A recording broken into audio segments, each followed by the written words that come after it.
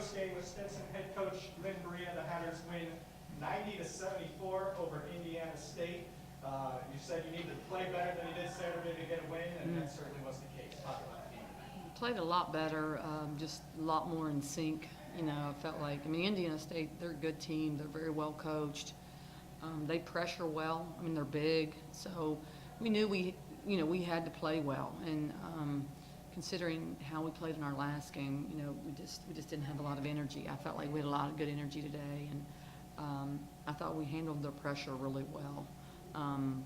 And then, you know, and even their full court press is pretty good. I thought we did a good job with that overall. So much better with our effort, much better rebounding. Probably one of our best rebounding efforts since I've been at Stetson. I do think this team is probably the first team I've ever had that I feel like could be a good rebounding team. Talk about the offense today. You know, Indiana State does have a good defense, and they haven't been giving up that many points this year, but you guys scored 90 tonight. Yeah, you know, I mean, I just think, you know, that they just share the ball so well. You know, our players, they share the ball well. They find the open person. They don't care who scores. And I think, you know, when you have a team that does that, and any of them can score, you know, that I think it's hard to guard. So I felt like we moved the ball really well, and we found the open man. You know, our last game, I thought we just lowered our head and dribbled around too much. So this game, I felt like we passed and cut better. And but overall, and then we hit some shots. I mean, you know, they went zone and we worked the ball. We got some buckets, you know, inside. But then, you know, we kicked it out and hit some open shots. So I thought that, you know, you got to hit some open shots against the zone as well. So,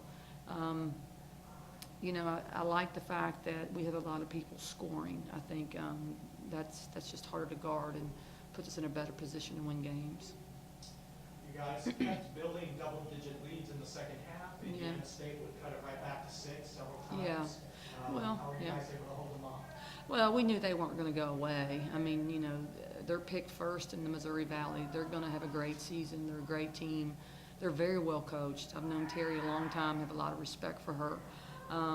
So we knew they weren't going to go away, but I was pleased how we kind of, you know, good teams go on runs. They went on a run, and I was happy how we responded. You know, we didn't fold. We didn't, you know, we started missing some free throws, and, you know, so we could have just hung our heads, but felt like we got stops when we needed to, when we weren't scoring, you know, or we'd break their pressure and get a layup, you know. So we shot a ton of free throws. I thought we did a great job attacking the basket also. A ton of free throws, 43 free throw attempts for the game. Who stood out for you offensively? I was very balanced scoring attack, but attack with Sasha once again leads the team with 24. Yeah, I think Sasha, probably the most complete game that I've seen her play in the 4 years that I've been here. I mean, just both ends, playing offensively, defensively, scoring, and making plays on the defensive end, rebounding. She's probably the most complete game that I've seen her play.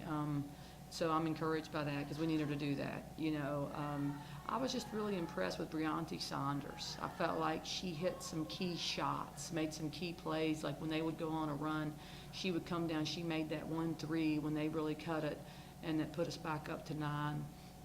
And then she broke the press, got a layup or got a steal. And I was very impressed with her as far as just some key baskets. But, you know, you can't deny the fact that CeCe Burris was just steady the whole game. CJ getting deflections and getting steals and was steady the whole game. So, you know, we don't do anything without Jamie Sharp. I mean, she has, you know, she's quarterbacked our team. She's done it very well throughout the year. So, you know, it's hard to pick just one, but, you know, when I think of just key shots, Bria would probably jump out beside Sasha. Well, you were home for one game, and now it's back on the road again Wednesday night, but not too far after Cookman, and the team will be playing their 4th game in 6 days. Yeah, you know, it's a really good schedule. Who made that schedule? But you know, Bethune, they're a much improved team. I mean, they've got their guard play is outstanding.